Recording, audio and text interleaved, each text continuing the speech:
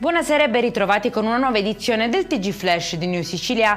In apertura alla cronaca, colpo fallito a Siracusa per un 51enne che è stato arrestato all'interno di un appartamento dopo una segnalazione di furto in corso.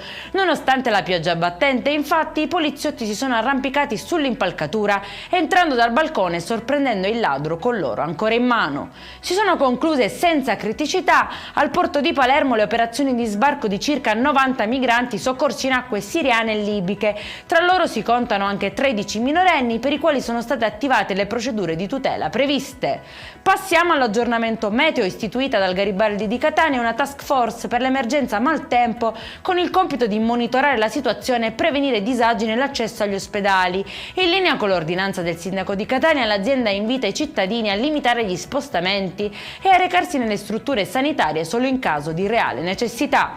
Tensione invece lungo la costa di Fiumefreddo di Sicilia, dove il mare in tempesta e le onde sempre più alte hanno fatto scattare l'allerta. Durante le verifiche nelle abitazioni estive, la polizia ha trovato una tenda sulla spiaggia e all'interno indumenti anche di bambini. In corso di accertamenti poiché dei presunti occupanti al momento nessuna traccia. Ma l'ondata di maltempo non sembra mollare la presa. Domani sarà ancora protagonista il ciclone Harry, con temporali, venti forti e mareggiate. La protezione civile regionale ha diramato allerta rossa sulla parte orientale dell'isola, arancione nel resto. Anche domani scuole chiuse soprattutto a Catania e Messina. Per questa edizione è tutto, prossimo appuntamento domani alle 13:30. Buona serata.